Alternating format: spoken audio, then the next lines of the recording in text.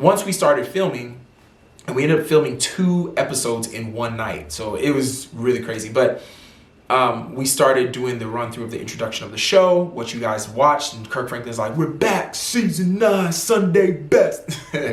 And so we had to do that. We did multiple, when I tell you multiple, we did multiple takes of that. And then finally, once that was all filmed, then they were like, okay, we're going to put you guys in a order, a lineup, and then we're gonna start going. And then once that first person went out to sing, it was just like, so I believe your word is true, your word is true, promise keeper through and through, yes that is true. You said you'd never ever leave nor forsake me, promise keeper through and through. I believe your word is true, your word is true.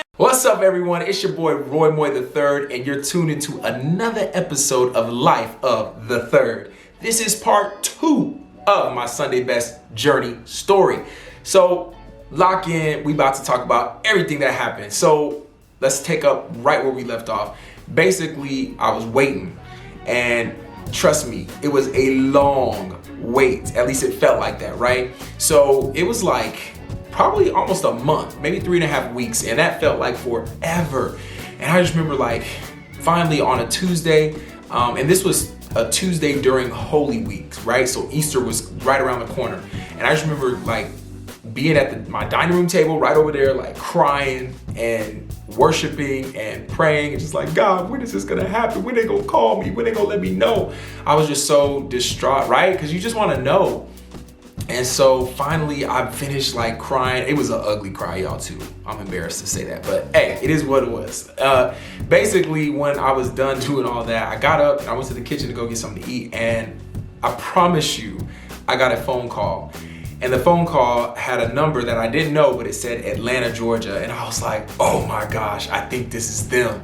Sure enough, answered the phone. They're like, hey, this is Sunday Best. We want to let you know that you made it to the next round. You will be coming out. We'll be flying you out on Monday to Atlanta, Georgia for the taping of Sunday Best. And I'm like, oh my gosh. I was so relieved. I was so excited. I was so, I was so happy. I remember I called my parents and just my immediate family, my brother, sister, my mom, and my dad, and that was it. Then I told my pastor. And so like I said, this was in Holy Week.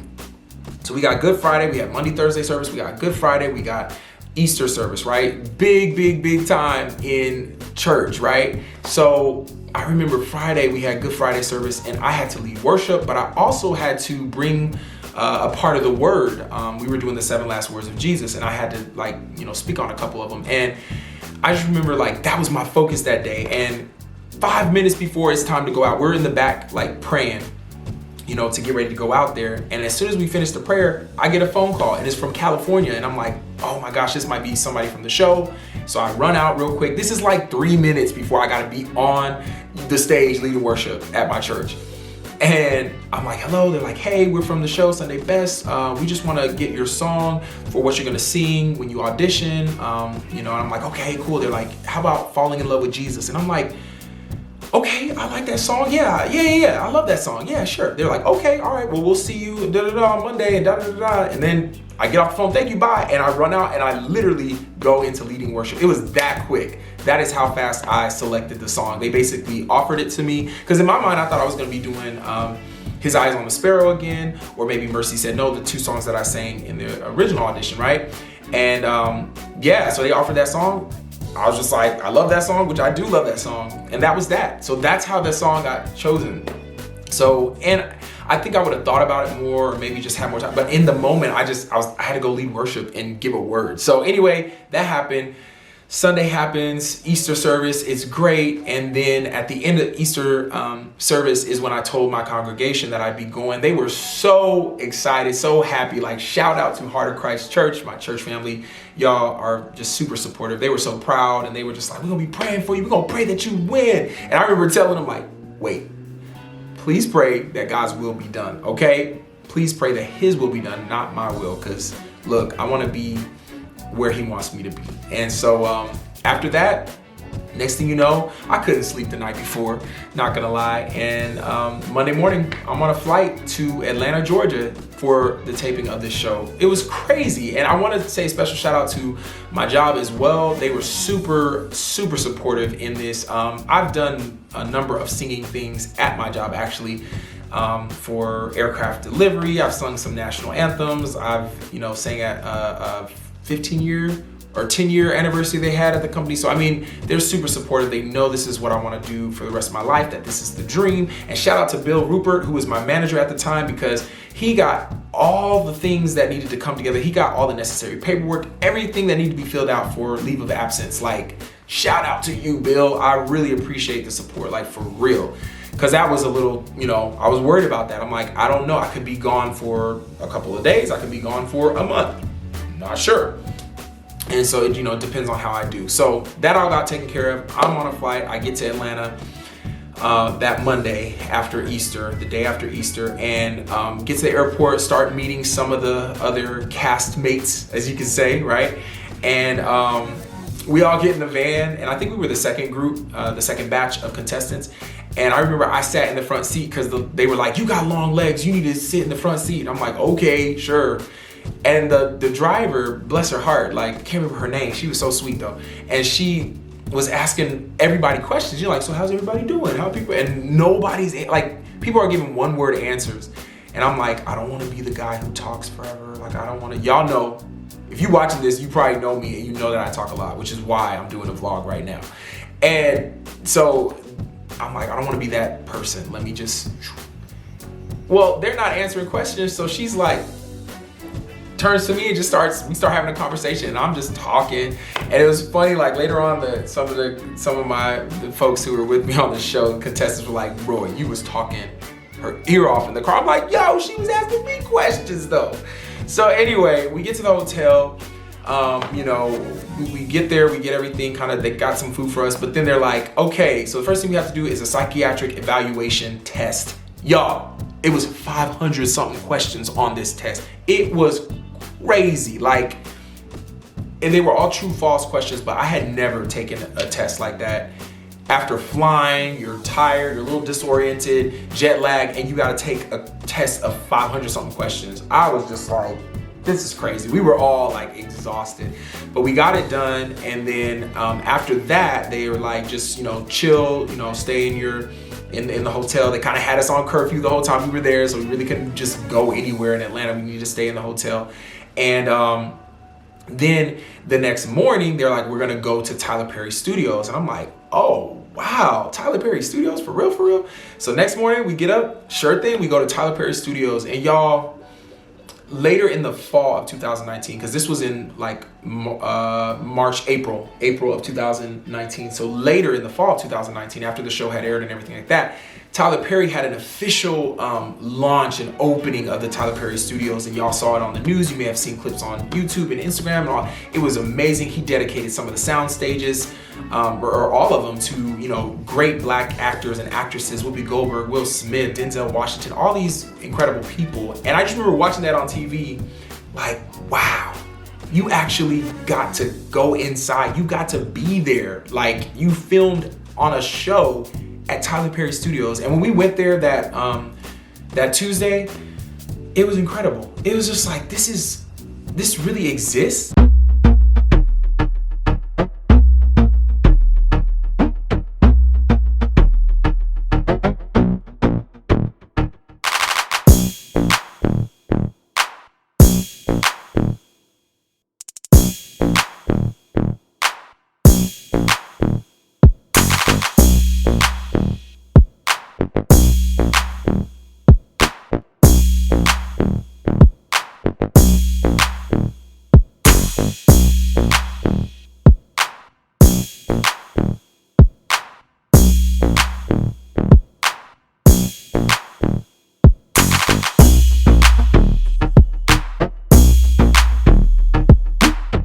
Like, this is amazing, and it's on the grounds of a former Confederate Army base, which is amazing, right? To think that Army base back in the day was used to plot and strategize to keep slaves.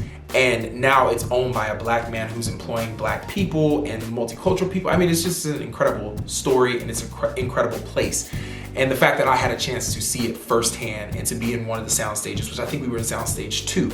So anyway, we go there that Tuesday, we do a psychiatric evaluation test in person with a professional psychiatrist. And that was fine, you know, it wasn't anything too crazy. We just kind of had a conversation, dialogue or whatever. So then after that, we go back and they tell us, you know, just stay in your rooms, don't come out. And I think if hindsight 2020, I wish I would have rested more, you know, but you're anxious, you're excited, it's like new, fresh, it's like, I can't believe I'm doing this. But I wish I would have rested a little bit more maybe and just tried to be a little bit reflective on what was really going on, what was really happening, the big opportunity that was there.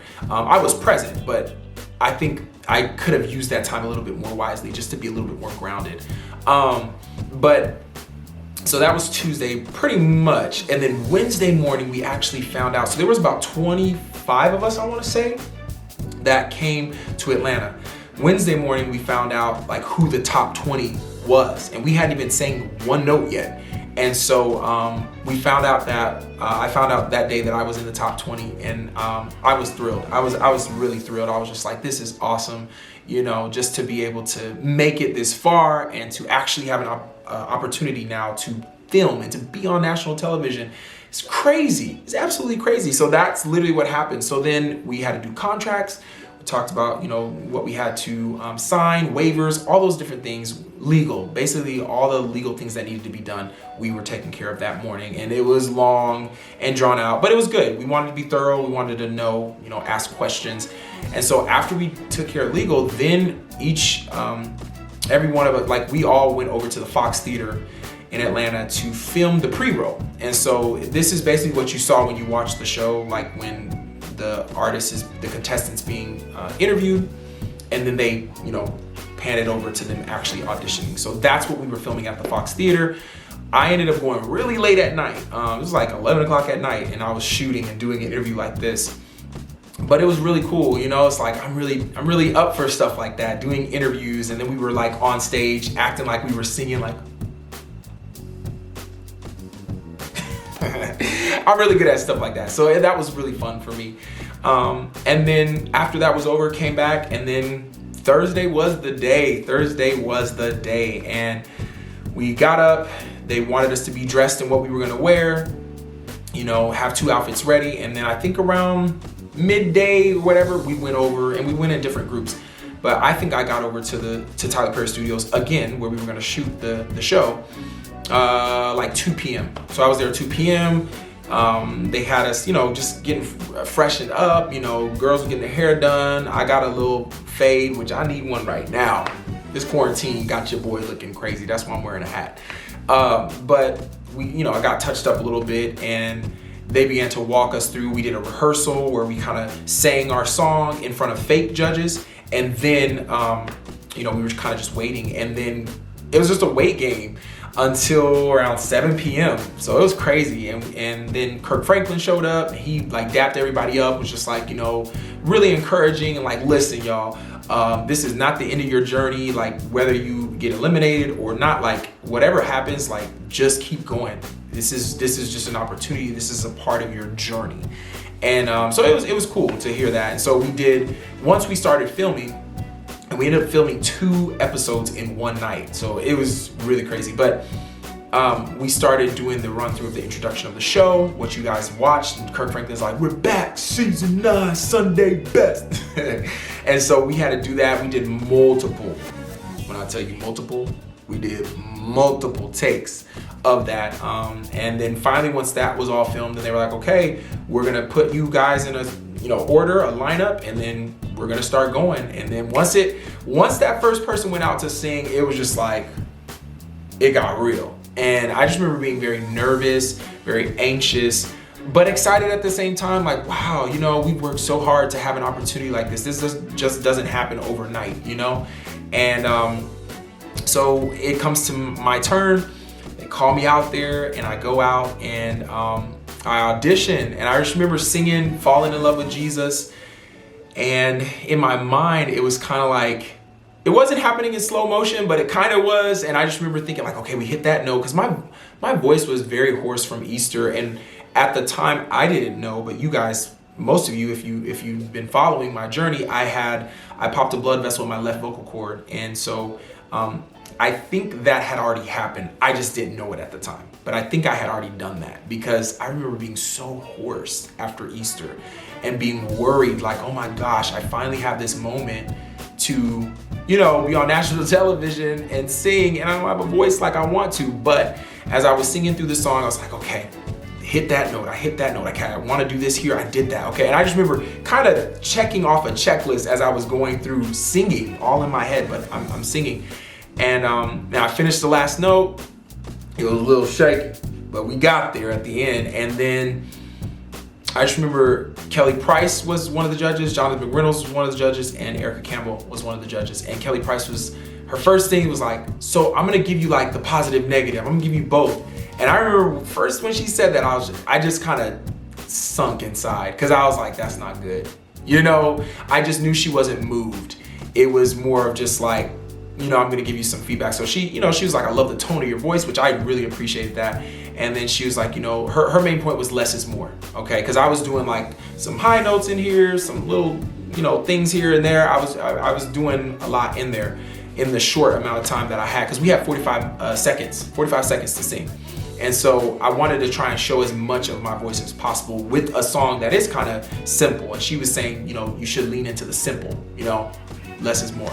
Jonathan McReynolds was like, love your energy, love that you're confident, and you got a nice tone in your voice. And then Erica Campbell, one of the first things that came out of her mouth was, you know, Roy, you're just like, you got this like, you're like Disney-like with your energy. And when I tell you that alarms were going off in my head, I was freaking out inside when she said that, because, you know, growing up watching American Idol and other shows, like when they said, oh, you're like, you have like a Disney voice, you know, that was never a good thing, y'all. So when I heard that, I was flipping out inside, not outside, inside. And she went on to say, you know, but your tone is beautiful. I like the way that you colored it really well vocally and da-da-da-da. And I was hoping to see if you could have some power, because this is gospel music.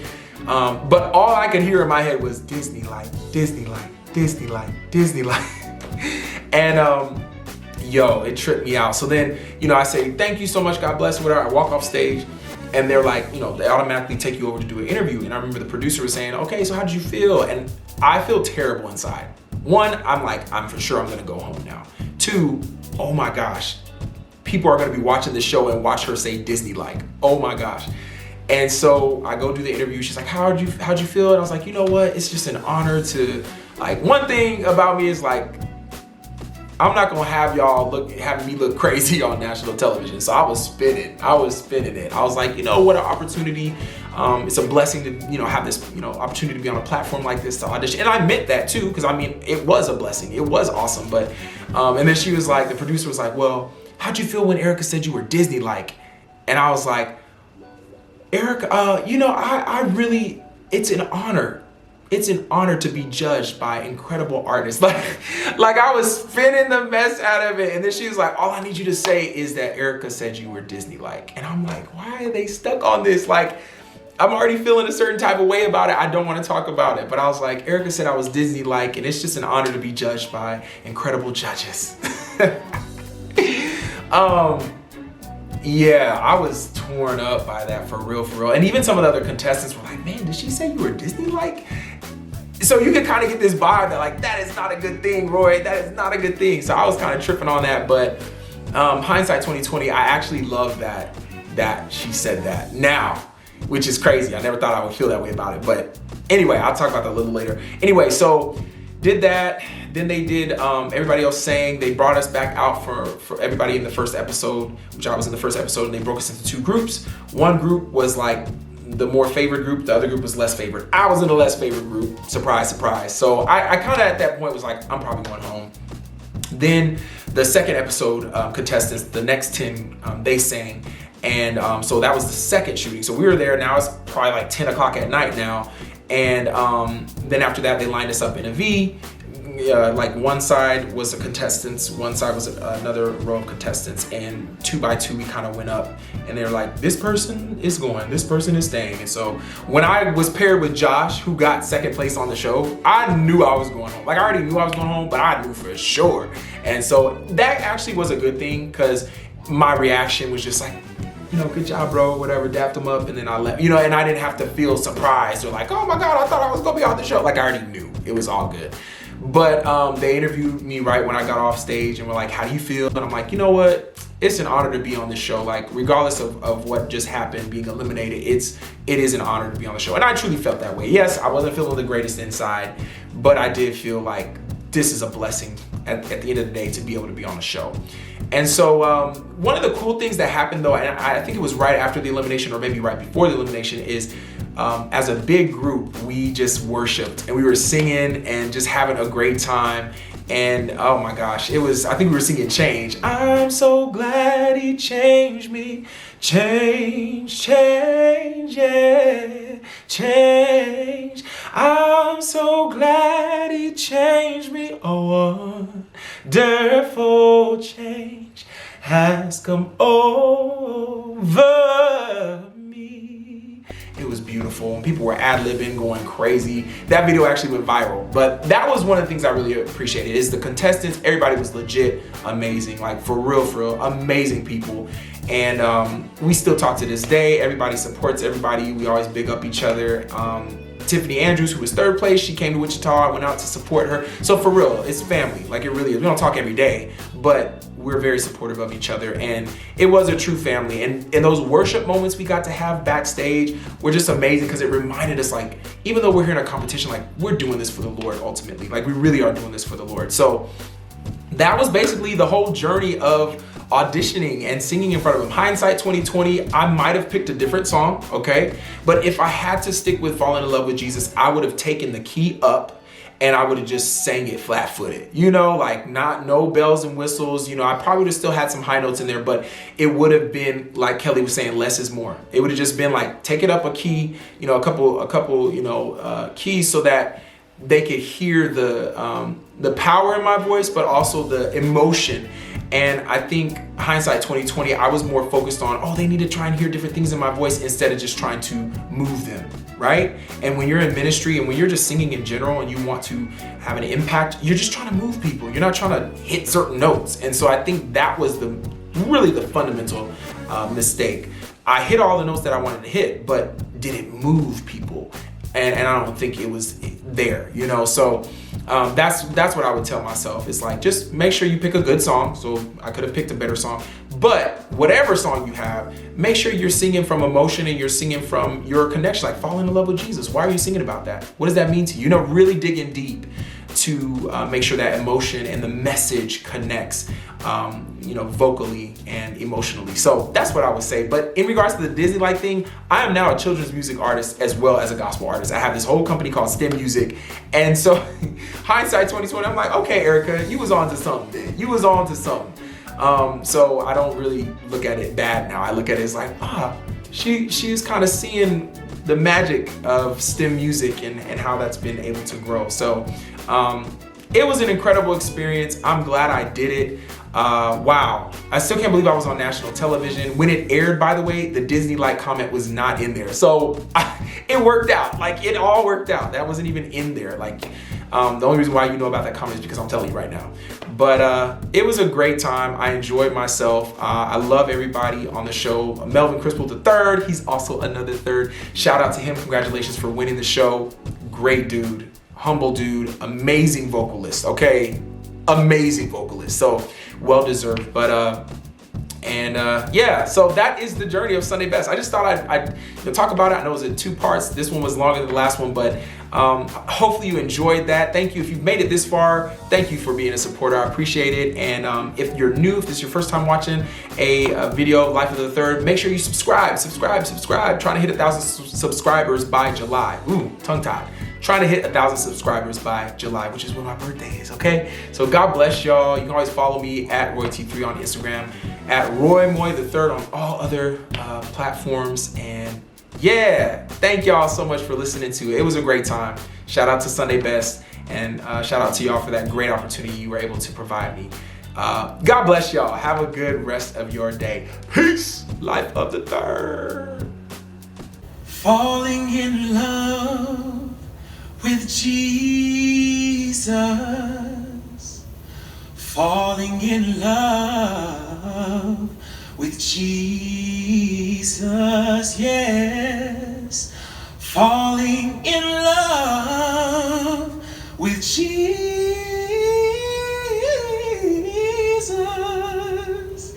It was the best thing I've ever done. Oh, it was the best thing I've ever done.